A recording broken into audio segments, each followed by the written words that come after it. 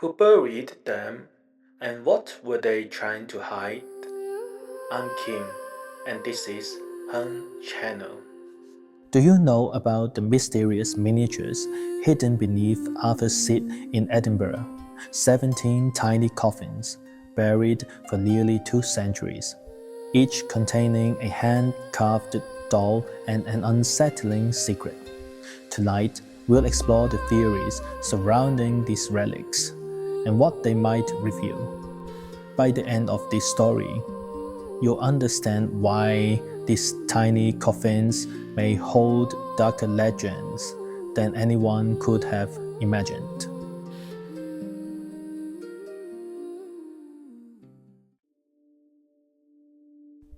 Prologue. The secret beneath the hill.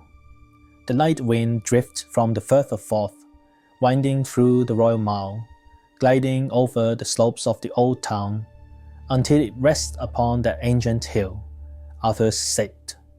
Between the cracks and the grass lies a narrow fissure, easily overlooked. Deep within that crevice, long ago, lay 17 tiny wooden boxes, each barely 10 centimeters long, the grain of the wood fine and aged. Inside were not jewels, but figures, small hand-carved dolls, dressed in plain scraps of cloth. Tonight, we follow the trail of a mystery buried for nearly 2 centuries. Chapter 1. The Discovery of 1836. On a summer afternoon in 1836, a group of boys climbed the eastern slope of Arthur's Seat. They thought they had found a hidden treasure cave. The rocks had been pried apart, the soil repeatedly packed flat, as if someone had carefully concealed something. When the first little coffin appeared, the boys gasped. Then came a second, a third, until they counted 17. Some were neatly arranged, others crammed together in the narrow crevice, as though buried in haste. When the lids were lifted, the dry crack of wood broke the silence, releasing a faint scent of old dampness. And 17 pairs of hollow eyes. News spread swiftly across the city.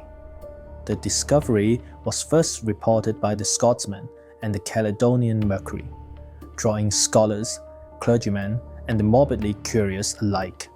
Some called it a childish prank. Others swore it was a substitute cemetery, a symbolic burial for the lost. But the evidence remained incomplete. No maker, no names, no purpose. The 17 coffins stood like an unfinished sentence, forever missing its final mark. Chapter 2. Symbols of Death and Memory. In 19th century Scotland, death was not merely an end, it was a craft. Locks of hair were woven into mourning jewelry. The dead were photographed as though peacefully asleep, and memory itself became an art form. Folklorists later called this substitutive memorialization, using objects to comfort the restless souls who had never been properly laid to rest. The miniature coffins and their figures seemed to echo that ritual, a shrunken funeral, giving form to grief that had no grave. The wood was simple pine, the carving crude but earnest, the cloth coarse, perhaps cut from old garments. The maker was likely not of wealth, but of remorse, a craftsman seeking redemption with every shaving of his life, stitching consolation into every fold of fabric. Chapter 3. The Shadow of the Body-Snatchers. Before the coffins reached the newsrooms, an odd shadow had already fallen over Edinburgh, one born of science and the black market of death. In 1828, the Burkitt and Hare murders had shaken the city to its core. 2 men who killed 17 victims, selling their bodies to the medical school for dissection. Citizens who once celebrated the dawn of reason suddenly discovered a darker truth, that human life itself had become a commodity for knowledge. Some thus proposed that the 17 coffins were made to atone for those 17 victims, a symbolic graveyard for the dissected dead. The timing fit, the numbers aligned, and guilt found its monument. Was the maker a witness, an accomplice, or simply someone burdened with too much longing? With wood and cloth, they built a shrine to the nameless.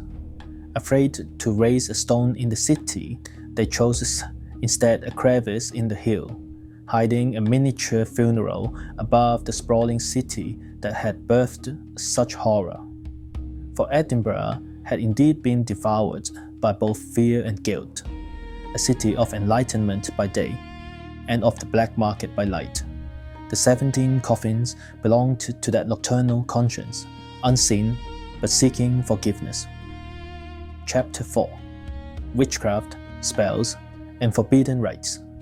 Others offered a different theory, that the coffins were part of an ancient protection ritual. In Celtic folk belief, effigies and symbols could stand in for real people. Fear, sickness, or misfortune could be sealed within an object that buried in the earth to keep evil from returning. Perhaps the 17 little boxes served that purpose, someone placing their dread and guilt inside, sealing them with nails, and entrusting the hill to guard them. In those days, faith and superstition often coexisted.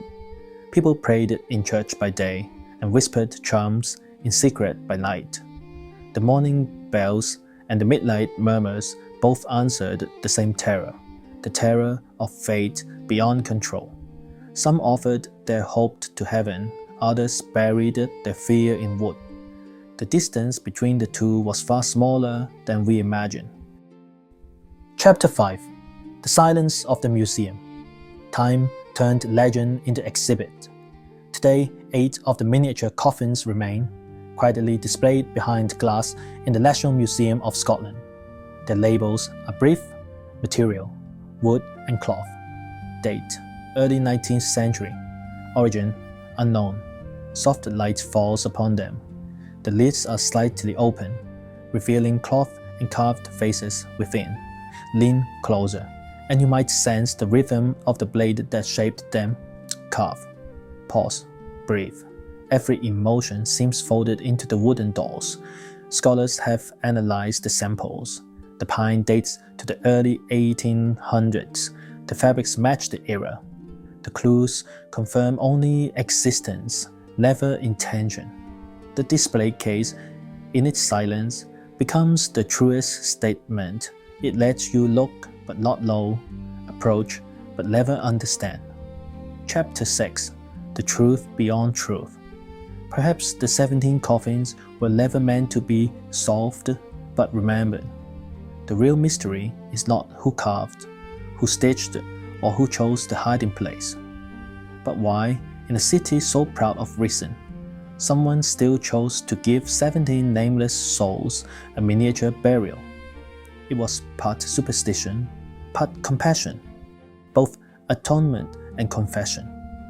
Victorian Edinburgh was a city of contradictions, rational by daylight, haunted by its own shadow at night. The 17 tiny coffins mirror that duality perfectly. They are the city in miniature, concealing its unspoken guilt, its secrets, its remembrance within the fissure of the hill, to be buried again and again by wind and snow. Were they made as tribute to the dead, or as warning to the living? Perhaps both. What we fear most is not death itself, but being forgotten. Forgotten for the harm we've done, and the farewells we never spoke. And one day, as you leave the museum and step onto the cobblestones of Edinburgh, the cold wind from the hill will meet you again. You may notice that the grass upon Arthur's seat always smells faintly of salt, part sea breeze, part tears. If you climb high enough back to the fissure where the 17 boxes once lay, do not touch. Just listen. You may feel the city whispering beneath your feet. Some secrets were never meant to be unearthed? Were they a memorial to the dead, or a message left for the living, or just a cruel joke lost to time? Which version do you believe? I'd love to hear your thoughts in the comments below.